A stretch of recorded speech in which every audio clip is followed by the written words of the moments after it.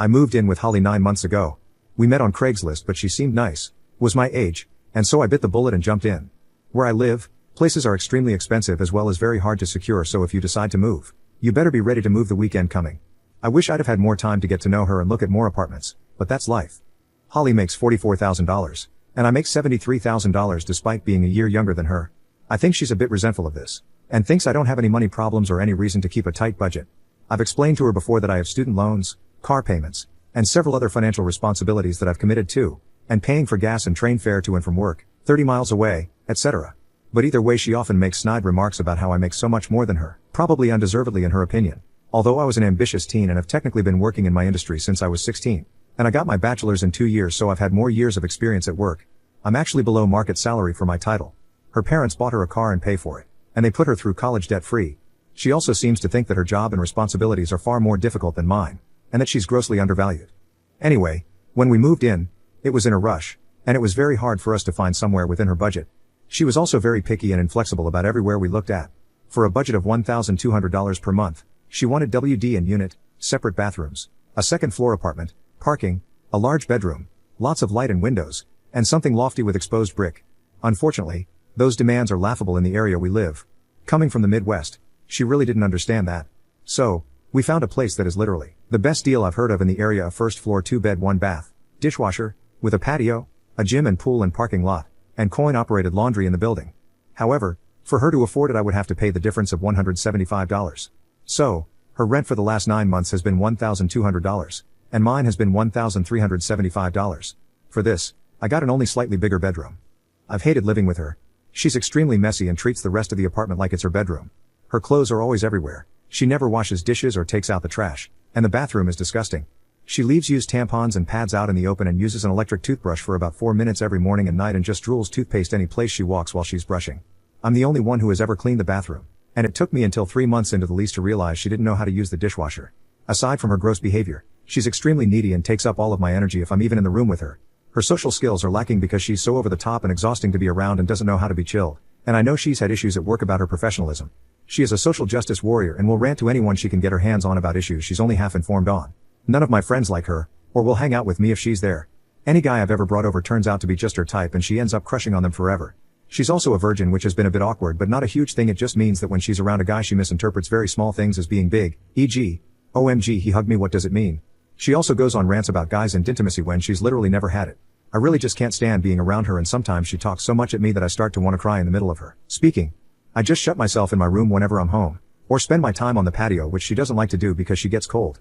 Luckily, I work from about 9 a.m. until 8:30 p.m. and do a lot of workout classes or networking events most evenings.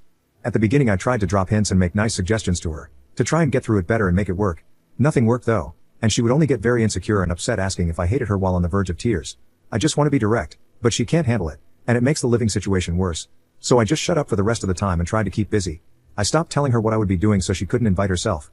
She confided in me that she was kicked out of her sorority in college and that people always leave her, and she was so happy that I wasn't going to do that to her.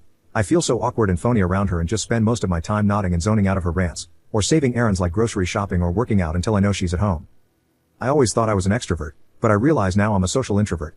I love going on dates and seeing friends, but I haven't done any of that because an hour at home uses up all my people energy for the day and I just want to hide. I used to go on a date every week or two, but I literally can't face human interaction because she sucks all my energy out, leaving me depressed because I'm not having fun outside of work. She always needs rides places, picking up from the airport, which she won't reciprocate if it conflicts with her agenda or her sleeping from 11 p.m. 11 a.m., and needs emotional support about her job issues 24/7. Okay, so fast forward until today. I'm moving to the city to be close to my office. Holly wanted to stick together, but nowhere in the city is in her budget and she wouldn't be able to get any of the amenities she insists on. So, after 2 months of looking for places and gently discussing it, we've come to the amicable choice that we will live in different places. For a while she was sending me links to places that were 2B1 where I would be paying 2.4k and she would be paying 1.2k, and I told her I couldn't stomach paying double than her for 0 extra perks. Anyway, I'm venting. Sorry. So we're moving. We thought our move out day was July 1st, so I made plans around that. I found a gorgeous 4-bed with a couple friends in the city, a 10 minutes walk to my office. I'm moving there on Saturday. Holly, on the other hand, can't find anything because she's so damn picky. She won't budge on her amenity requirements.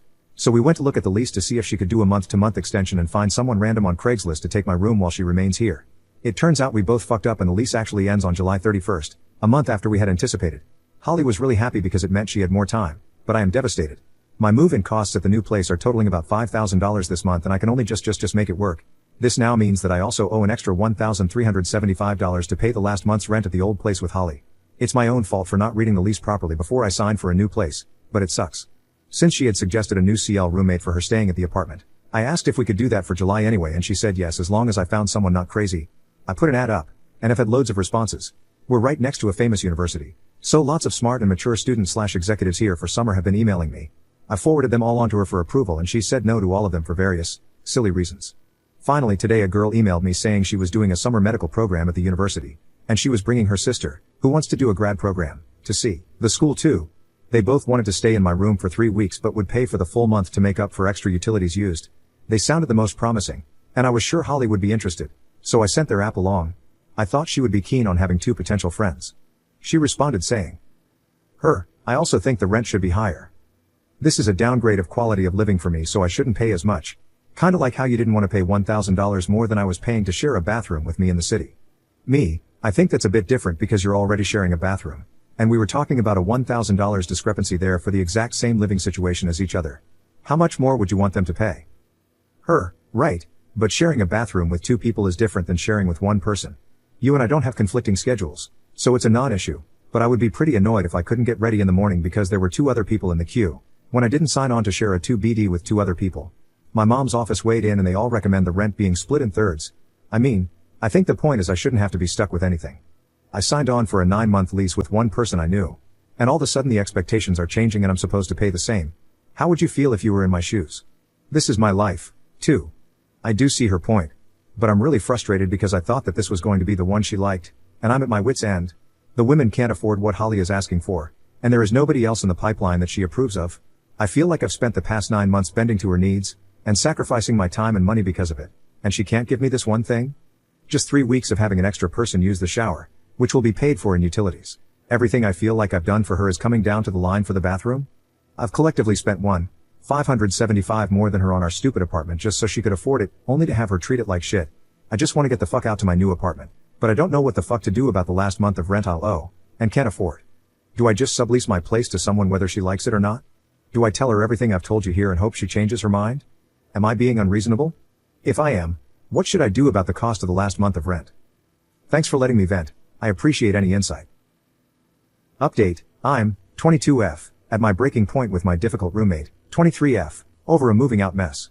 Re the moving out situation. I didn't bring on a subletter, and let her live alone for a month. My plan had been to move to the city and live happily ever after. I was planning on moving into a shared house via a startup called Campus. Literally the day before I was supposed to move, they shuttered their operations. So, I moved in with my parents because I did not want to go back to living with Holly. This worked out well for me financially. After a couple of months I found a new place in the city and moved in there. All was great. Holly renewed her lease with an acquaintance from college who was moving to our area. I mentioned that Holly had issues with professionalism. Well, Holly ended up getting fired from her job. I reached out to another agency in her industry I knew well, in the same field, to set her up with an interview. Why? And she ended up getting the role. After she got it, I went for coffee with her to talk about it, which was the first time I'd seen her since the move. She told me she wasn't enjoying living with Emma because Emma would never invite her to things or be home as much as she originally said she would. Shocker. In general, it sounded like Emma dealt with a lot of what I dealt with. Then I brought up something funny, that I'd matched on Tinder with a guy who'd worked with Holly at the agency she'd been let go from. I had met him once at some company thing I'd gone to with her. She immediately asked me to message him and ask him what he thought of her. She told me she'd had the biggest crush on him the whole time she'd worked there and that he was the one for her. We left it at that, with her asking me to promise to message him. I said maybe. Well, I did message him. And we went on a date. She texted me almost every day asking if I'd heard from him, and when I finally responded and said we were going out, she became extremely upset. She asked me to make a choice between him or her. She said I was boyfriend stealing, and that I wasn't a good friend. I wanted to tell her I wasn't her friend. So I took her up on her ultimatum, and I chose him over her. 2.5 years later that guy and I live together and have the most gorgeous dog in life. We have a great friend group, great jobs, and our families are so close we've all spent Christmas and Thanksgiving together too. He's so hot and cool. I'm 25 now and he's 29. Our dog is a 1.5 Aussie. I've never spoken to Holly again, but since my boyfriend is close to his old coworkers, don't worry, he wasn't fired, who keep up with Holly on social media, I've heard that she moved to LA, and has cycled through 4 more companies, each time getting fired.